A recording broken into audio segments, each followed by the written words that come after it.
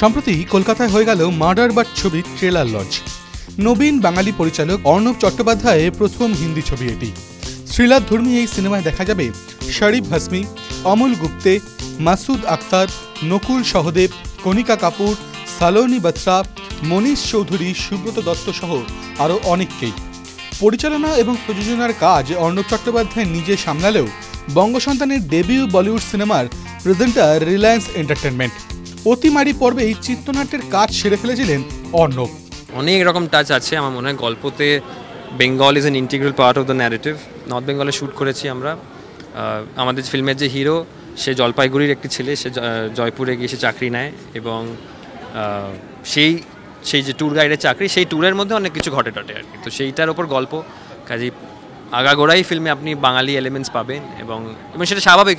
আমার লেখার মধ্যে হয়তো সাবকনশিয়াসলি ওই জিনিসটা থাকে, যদিও আমি বলিউড ছবিরও খুব বড় ভক্ত, ছোটবেলা থেকে কমার্শিয়াল বলিউড ছবি দেখে বড় হয়েছে, কিন্তু ওই যেটা এখানকার যে এলিমেন্টগুলো সেগুলো মানে সাবকনশিয়াসলি থেকে গেছে ভেতরে। He is one of the youngest director যার সঙ্গে কাজ করলাম। He is one of the brightest director আমি যার সঙ্গে কাজ করলাম। প্রথম আমি ছবিটা করবো না জানি না, কারণ চিনি না, বাচ্চা ছেলে। আমি স্ক্রিপ্টটা পাঠাও তো তপনদার থ্রু দিয়ে স্ক্রিপ্টটা এলো। স্ক্রিপ্টটা পড়ার পর রাত্রি 1:30টার সময় আমি বললাম, ক্যান আই কল ইউ? কখনো লন্ডনে থাকে, কখনো ইন্ডিয়াতে থাকে। স্ক্রিপ্টটার মধ্যে পুরো শেক্সপিয়ার যেভাবে প্লে লিখে সেরকম স্ট্রাকচার, যা কিছু হচ্ছে।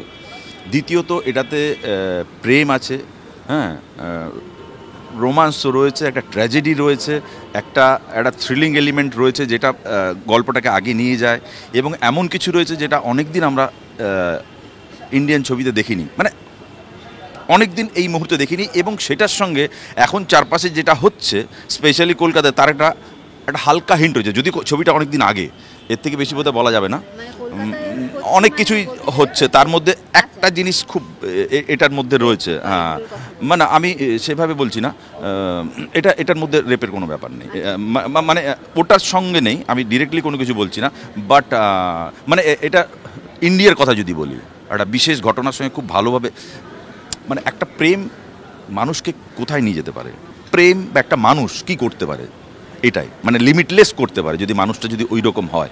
এর থেকে বেশি কিছু বলবো না, বাট খুব মজা আছে ছবিতে কাজ করে। হিন্দি ছবি মার্ডার বাট জুড়ে রয়েছে বাংলার প্রভাব। এই ছবির অভিনেত্রী কণিকা কাপুর নিজের গলায় গেয়েছেন রবীন্দ্রসঙ্গীত। কলকাতা নিয়ে এই ছবির মুখ্য অভিনেতা কণিকা ও নকুল সহদেবের উন্মাদনা দেখার মতো। ये जो बंगाली सॉन्ग है रविंद्र संगीत, ये क्या आपने खुद गाए हैं? मतलब जो मूवी के ट्रेलर के एंड में आपने देखा वो पार्ट मैंने गाया। आप थोड़ा गुनगुना सकते हैं अभी? सबाई मिलेगा। आमी चिनी गो चिनी तुम्हारे ओ गो विदेशनी तुमी ठाकुर सिंधु पारे ओ गो विदेशनी ओ गो विदेशनी। मैं सबसे पहले जब अर्नब से मिला, मेरे मैनेजर मुझे उनके पास लेकर गए। अर्नब ने एक बहुत खूबसूरती से नरेशन दिया। उन्होंने मुझे आधी स्टोरी सुनाई और बोला बाकी की ये रही स्क्रिप्ट, घर जाके पढ़ना। जब मैं ऐसे कोई क्लिफ हैंगर पे आपको छोड़ता है तो आप बोलोगे नहीं कि यार मुझे पूरी स्टोरी तो समझाओ, मुझे बताओ। तो ही वाज लाइक नहीं तू पढ़। मुझे उस क्लिफ हैंगर पे छोड़ा, मैं घर गया, मैंने पूरी स्टोरी पढ़ी। और जब मैं पढ़ रहा था, बिकॉज जिस पॉइंट पे वो स्टोरी टर्न लेती है, बिकॉज ये फिल्म चालू होती है एक romantic sweet lovey dovey story, innocent guy looking for a job, meeting a girl, falling in love, to what actually happens when a girl goes missing. और उसके बाद ना मैम वो एक ऐसे जोन में जाती है जहाँ आप एक्सपेक्ट भी नहीं करोगे। हमने ऐसे टॉपिक्स इसके ऊपर टच किए हुए हैं, वो कैरेक्टर जो मैंने खुद ने ना सुने थे कि ऐसा कुछ होता भी है।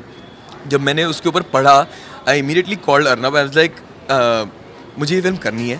মার্ডার বাট ছবির শিকড় বাংলায় হলেও ডালপালা রয়েছে ভারত জুড়ে। আগামী 18 জুলাই ছবিটি মুক্তি পাবে দেশ জুড়ে। এই ছবি কতটা দর্শকদের ভালোবাসা কুড়োয় সেদিকেই সকলের নজর থাকবে। ক্যামেরায় কুণালের সঙ্গে সুচরিতার রিপোর্ট, TV9 বাংলা।